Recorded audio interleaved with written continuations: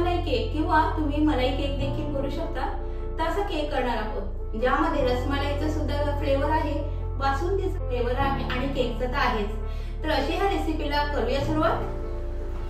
तर रेसिपीची सुरुवात आपण केकचे बॅटरने करणार आहोत। तर त्यासाठी आपल्याला एक बाउल मध्ये अर्धा कप दही घ्यायचं आहे आणि अर्धा कप तेल घ्यायचं आहे।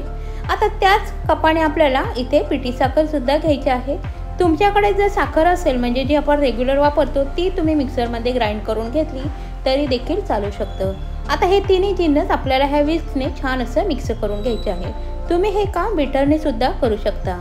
आता ह्यावर एक चाळण ठेवायचे आहे आणि ह्यामध्ये आपल्याला 1.5 कप मैदा घ्यायचा आहे।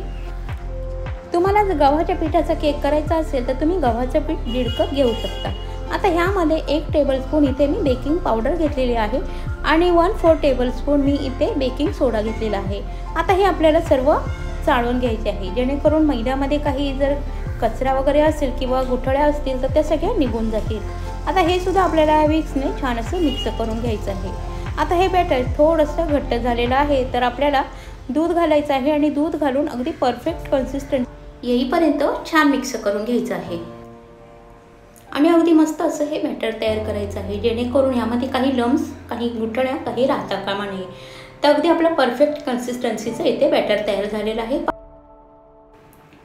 आता अगदी शेवटी मी हिरव्या वेलचीची इथे पावडर घेतलेली आहे। तुम्हाला हवं तर तुम्ही इथे व्हॅनिला एसेन्स देखील इथे वापरू शकता, परंतु आज आपण बासुंदी केक करणार आहोत तर त्यामुळे मी हिरव्या वेलचीची पावडर घातलेली आहे। आता आपलं केकचं बॅटर तयार झालेलं आहे। आता हा केक आपल्याला कोणत्याही ओव्हनमध्ये किंवा भांड्यामध्ये बेक करायचं नाही, तर साध्या सिंपल अगदी मी इथे नॉनस्टिकचं एक पॅन घेतलेला आहे आणि त्यामध्ये मी हा केक छान बेक करून घेणार आहे। तर त्यासाठी मी नॉनस्टिकच्या पॅनला अगोदर तेल छान लावून घेणार आहे, जेणेकरून आपला केक इथे अजिबात चिकटणार नाही खाली तळाला। आणि त्यावर मी बटर पेपर घेतलेला आहे, त्याला सुद्धा तेल लावून घेणार आहे। जर तुमच्याकडे बटर पेपर नसेल तर तुम्ही या पॅनला मैद्याने डस्ट केला तरी सुद्धा चालू शकतं, आपला केक अजिबात खाली तळाला लागणार नाही। आता हे केकचे बॅटर आपण ह्या पॅनमध्ये घातलेलं आहे, थोडंसं त्याला टॅप करून घ्यायचं आहे, जेणेकरून ह्यामध्ये काही एअर बबल्स असतील तर ते निघून जातील। आता हा केक आपल्याला बेक करायचा आहे, तर त्यासाठी मी गॅसवर एक जुना लोखंडी तवा घेतलेला आहे आणि मी त्यावर हा केक ठेवणार आहे।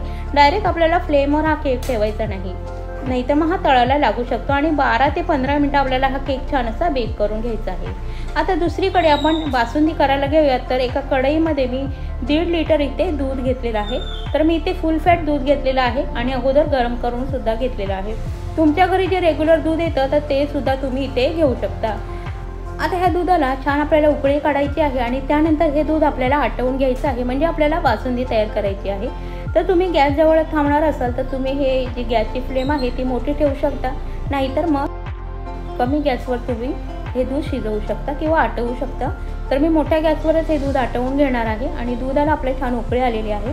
आता ह्यामध्ये मी अर्धा कप इथे साखर घेतलेली आहे, तर तुम्ही तुमच्या आवडीनुसार कमी जास्त साखरेचं प्रमाण करू शकता, कारण आपण केकमध्ये सुद्धा साखर घेतलेली आहे आणि जेव्हा आपण दूध आटवणार आहोत तेव्हा देखील हे दूध गोड होणार आहे। तर अंदाजाने तुम्ही इथे साखर घेऊ शकता, मी अर्धा कप घेतलेली आहे। आता ही साखर आपल्याला छान यामध्ये विरघळवून घ्यायची आहे। आपल्या दुधाला छान उकळी आलेली आहे। आता 7-8 केसर मी इथे दुधामध्ये अगोदर छान असं इथे भिजण्यासाठी ठेवलं होतं, ते देखील ह्यामध्येच घातलेलं आहे। ह्याने काय होतं, छान आपल्या केकला म्हणजे ह्या बासुंदीला छान फ्लेवर सुद्धा येतो आणि सुगंध अगदी सुंदर येतो। जर तुमच्याकडे असेल तर तुम्ही घालू शकता आणि नसेल तर स्किप देखील करू शकता। आता आपलं दूध आटायला लागलेलं आहे, पाहू शकता तुम्ही। वरती जी साय जमा होते आहे ना ती सुद्धा ह्यामध्ये थोडीशी मोडून घ्यायची आहे, जेणेकरून आपलं दूध लवकर इथे घट्ट होईल आणि आपली बासुंदी लवकर तयार होईल। आता हे दूध मी छान असं 2-3 मिनिटं आणखीन आटवून घेणार आहे। ते दूध इथे बरंचसं आटलेलं आहे।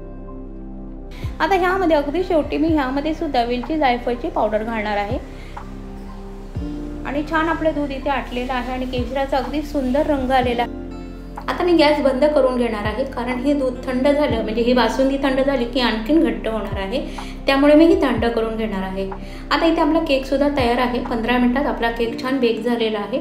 आता आपण टूथपिक इन्सर्ट करून पाहूया। तर टूथपिकला काही लागत नाही, याचा अर्थ केक आपला छान बेक झालेला आहे। आता हा केक आपण डिमोल्ड करून घ्यायचा आहे। तर एका प्लेटमध्ये हा केक मी डिमोल्ड करून घेणार आहे आणि पुन्हा पॅनमध्ये मी डिमोल्ड करून घेणार आहे, म्हणजे पुन्हा पॅनमध्ये घेणार आहे, कारण आपल्याला ह्यामध्ये बासुंदी घालायची आहे. तर ह्या केकला अगोदर आपण एका काट्याने असे होल करून घेणार आहोत. तुम्ही हवं तर टूथपिकने किंवा एखाद्या सुरीने सुद्धा असे होल करू शकता. ह्याचं कारण काय की जेणेकरून आपण जी बासुंदी घालणार आहोत ती ह्यामध्ये छान अशी सोक झाली पाहिजे, म्हणजे छान अशी शोषली पाहिजे. आता इथे आपली बासुंदीसुद्धा थंड झालेली आहे आणि अगदी छान ह्याला रंग आलेला आहे, छान ही घट्टसुद्धा झालेली आहे. तर आपल्याला अशीच बासुंदी हवी होती. तर आता आपण ही केकवर घालायची आहे. तर केकसुद्धा मी इथे थंड केलेला आहे आणि ही बासुंदीसुद्धा थंड झालेली आहे. तर आता थंड झाल्यावरच आपल्याला ही बासुंदी ह्यावर ओतायची आहे. आणि आपण ह्या केकला होल का केले होते, तर आपण जी बासुंदी ह्यावर घालणार आहोत ती छान आतपर्यंत शोषली जाईल त्यामुळे, आणि केकचा आपला फ्लेवर अगदी छान वाढला पाहिजे यासाठी आपण ही केकला होल करून घेतले होते. आता आपण बासुंदी तर संपूर्ण घातलेली आहे. आता ह्यावर मी पिस्त्याचे काप घेतलेले आहेत, बदामाचे काप घेतलेले आहेत आणि थोडेसे केशराचे काड्यासुद्धा घेतलेल्या आहे. ह्यासुद्धा ऑप्शनल आहे, तुम्ही असेल तर घालू शकता, नाही तर मी स्किप देखील करू शकता, परंतु केक अगदी सुंदर दिसतो ह्याने. आता आपण हा केक तर छान सजवून घेतलेला आहे. आता ह्याला 2 ते 3 तासासाठी आपण फ्रीजमध्ये ठेवूया, जेणेकरून केक आहे तो छान असा थंडगार होईल आणि खायला अगदी सुरेख लागेल. तर इथे आपण हा केक फ्रीजमध्ये आता ठेवणार आहोत.